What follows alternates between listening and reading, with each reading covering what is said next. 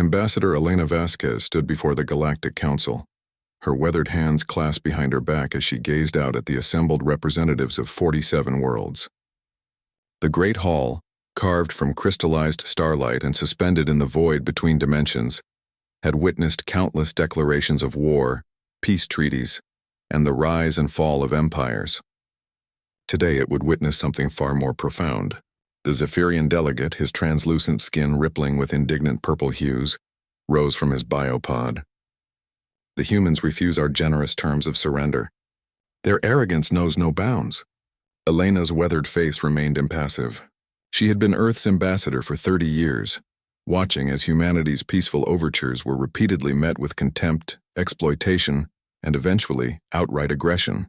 The scars on her left temple, a souvenir from the orbital station massacre 3 years prior, served as a constant reminder of how the galaxy viewed her species. Arrogance? Elena's voice carried across the chamber with quiet authority. We asked only to be left alone, to tend our gardens, raise our children, and explore the stars with wonder rather than conquest.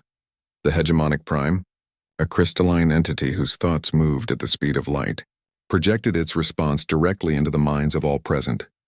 The humans are a virus. They spread to uninhabited worlds, terraform with reckless abandon, and refuse to acknowledge their betters. They must be contained. A low murmur rippled through the assembly. Elena had heard these accusations countless times. Humanity's crime, it seemed, was their refusal to subjugate themselves to the established order, an order where the strong devoured the weak, where entire species served as slave labor for ancient empires, where the very concept of individual liberty was considered a dangerous mental disorder. You speak of us as a virus, Elena said, stepping forward. Yet when the Andromedan plague threatened to wipe out the Keskari system, who developed the cure? When the quantum storms ravaged the outer rim, who sent relief ships filled with supplies and asked for nothing in return? The Keskari representative, a insectoid creature with compound eyes that sparkled like diamonds, shifted uncomfortably.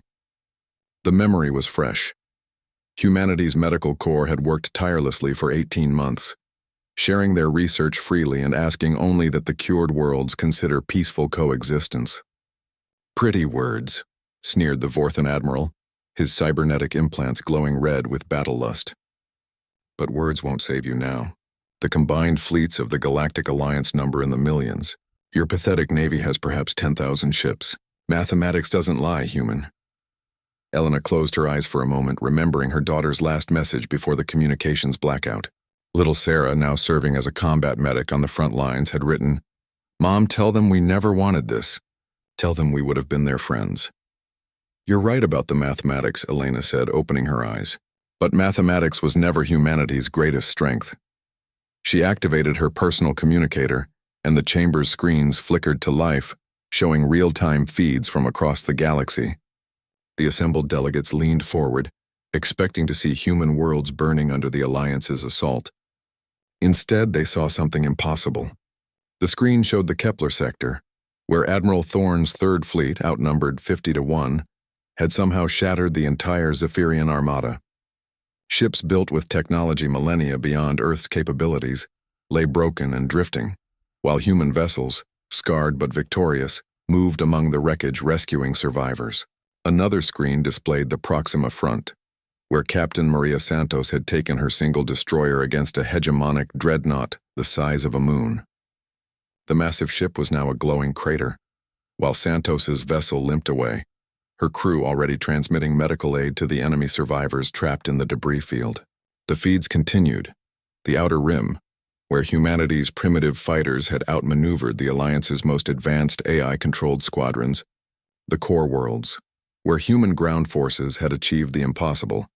Not just victory, but victory while minimizing civilian casualties and treating prisoners with a dignity that shocked the galaxy. How?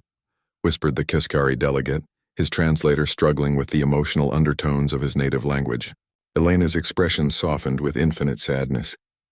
You taught us that the universe was cruel, that only the strong survive, that mercy was weakness and compassion was folly. She paused, letting her words sink in. But you forgot something crucial about humanity. We don't just fight to win, we fight to protect. Every human ship out there carries medics alongside Marines. Every soldier knows that their greatest victory isn't destroying the enemy, but saving lives. The Vorthan Admiral's mechanical voice crackled with disbelief. Impossible. Our analysis of human combat doctrine was based on fear, Elena interrupted. You assumed we would fight like you, for conquest, for dominance, for the joy of inflicting suffering. But we're not fighting your war.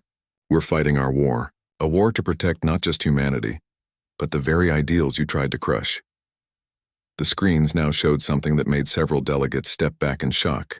Human ships were broadcasting across all frequencies, not demands for surrender, not threats of annihilation, but offers of amnesty. Medical supplies for wounded worlds, engineering corps ready to rebuild what the war had destroyed. Open hands extended even to those who had tried to exterminate them. The hegemonic prime's thoughts blazed with confusion. This makes no tactical sense. They could demand tribute, enslave our populations. Why do they offer aid to those who sought their destruction? Elena smiled for the first time in years. A sad, weary expression that held the weight of her species' greatest triumph and deepest tragedy. Because that's who we are. We never wanted war. We wanted friends. We wanted to share the wonders we'd discovered among the stars. We wanted to learn from you, to grow alongside you. She gestured to the screens where human rescue ships continued their work among the shattered fleets. But you gave us no choice. You forced us to become something we never wanted to be, victorious in war, and now even in victory we offer you what we always offered, a chance to build something better together. The great hall fell silent, the weight of humanity's impossible victory settling over the assembled representatives. They had expected conquest, enslavement, the typical fate that awaited the defeated in galactic politics. Instead, they were being offered forgiveness. Ambassador Elena Vasquez had delivered humanity's message. We never wanted war, but you forced it upon us. We won, not because we were stronger, but because we fought for something greater than ourselves. And now, even after paying the terrible price of victory, we offer you the one thing you never offered us: hope. The galaxy would never be the same.